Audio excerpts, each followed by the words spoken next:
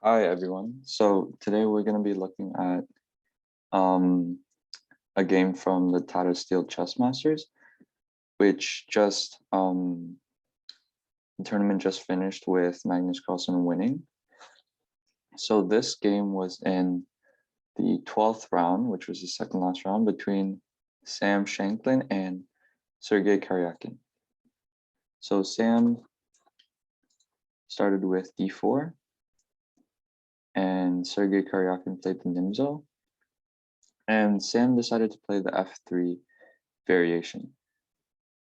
So Karjakin replied with c5, d5, and b5.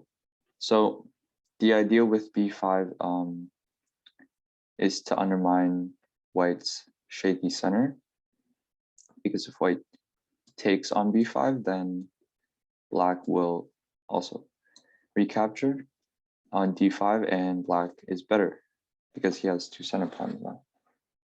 So White continues e4, d6, bishop d2. This is also the main move. Sam chooses not to take on b5.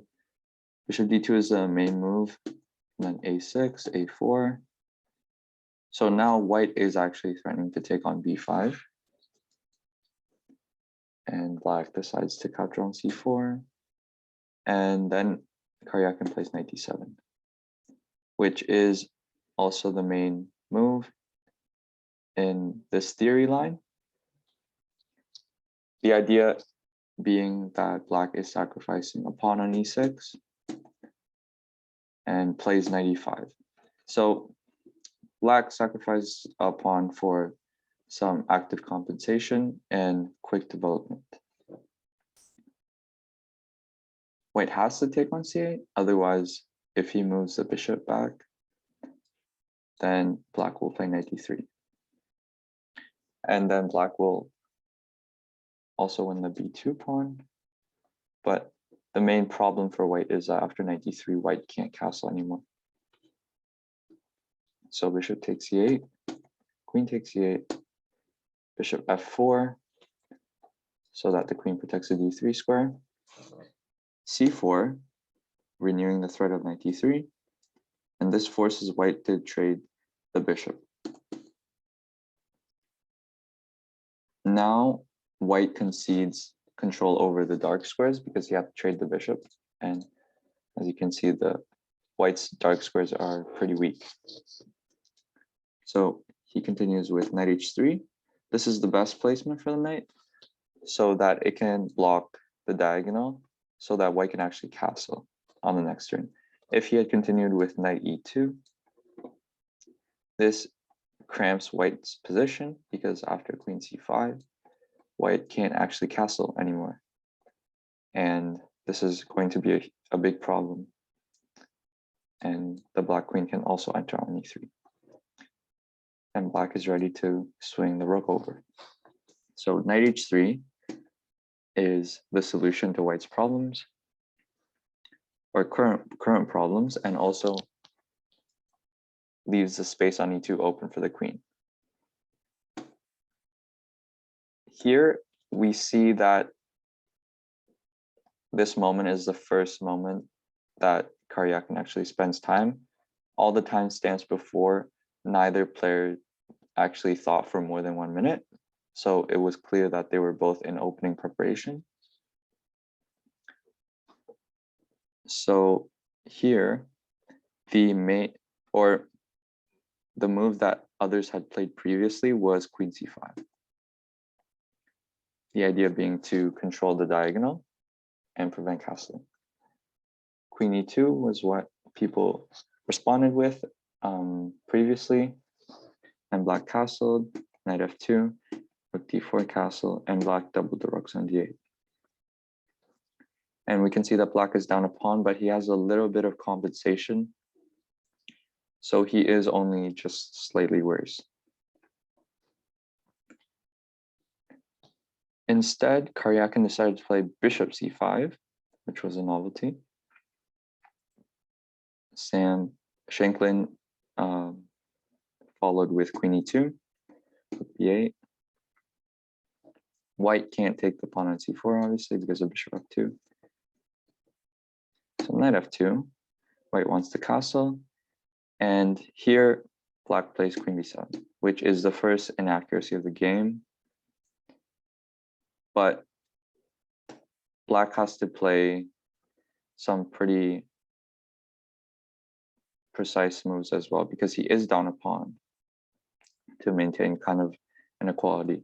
So the best move for black was actually bishop d4. And after white's response, which could either be castling or rook c1, we'll take a look at rook c1 later. If white castled, then black could follow up with knight h5, bringing the knight to f4. And white can't actually stop this because after g3, black has this nice tactical hit with knight takes g3, pawn takes, and queen h3. As you can see, the knight is pinned. Rook moves over, queen takes, king f1, and castling. And black is winning here. So I think white is forced to sacrifice the rook here, but even this isn't really going to solve his problems.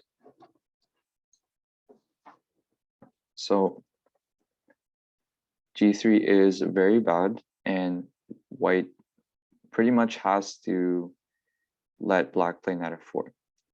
So this is some good initiative and maneuvering, better piece placement by black. Queen b7 targets the b2 pawn, which is weak, but in doing so also leaves the c4 pawn hanging in the future. And if the c4 pawn hangs by the queen capture, then the queen can also hop to e6, and it prevents any castling. Okay, white castles, queen takes b2, and the problem with queen takes c4 is that black can take the knight, and white can't recapture the bishop because he will lose a rook. So he can't capture on c4 because he will lose a piece. But the problem is, what is white supposed to do then? He just lost the b2 pawn. So if Shankland was initially unprepared to take on c4, he would have just protected b2. He would have just played something like rook a2, very passive move, or something like rook b1. But then bishop d4 also creates another threat of bishop takes e3. So this isn't good either. So he decided that after he was going to castle, and then after queen takes b2, he's going to play queen takes c4 anyways, and temporarily sacrifice the knight for the initiative. Because, well, we can see that he only has a pawn for the bishop, but his king is relatively safe, black's king is not, and he is threatening to play rook b1. So black's pieces are all scattered everywhere. They're not coordinated at all, and they're very loose. So it's very hard for black to prevent all of white's threats while keeping that extra piece. So Karjakin still plays the best move, which is queen b3, preventing queen e6 check. And Shankland continues with the best response, queen c7. Not trading queens. Of course, he doesn't want to trade queens when black's king is in the center, and also attacks e5. So previously, I forgot to mention, white is threatening rook b1, which would skewer the queen and the rook. So queen b3 is kind of forced. And here, black plays queen b6, which is the best move. If he played castle, then white would play rook b1, queen f7, and white would sacrifice his queen for 2 rooks and recapture the bishop. So there's no way for black to stop this. If he doesn't play queen f7, if he plays something like queen e6, then white's just going to win a rook, and he's just going to be an exchange up here. So after queen f7, white can't take with the rook. He has to sacrifice the queen, But this endgame is actually very comfortable for white and provides white an advantage that he can actually convert, because his two rooks and extra pawn are much stronger than the queen. And black's knight is actually much worse than white's knight. So if black decides that he wants to trade the knights with queen c7, he can. But after rook takes e8, king f7, rook a8, queen takes c3. But this endgame is actually winning for white, even though it will take him maybe a bit of time to actually convert, because he has two rooks and a pawn for the queen, and he has no real weaknesses. So even if he loses the a pawn here, white is going to win black's a pawn eventually. And then there will only be pawns on the king side, and then white can even sacrifice two rooks for a pawn and a queen, and then he will have a winning king and pawn endgame, because remember, he's up a pawn here. So this endgame is winning. That's why black decided not to castle. He decided to play queen b6, which is actually the best move for black. But black is treading on very thin ice here. He basically has to play only moves. Queen takes e5, king f7, knight d5. And it actually looks lost for black in this position, but he has one move to stay in the game.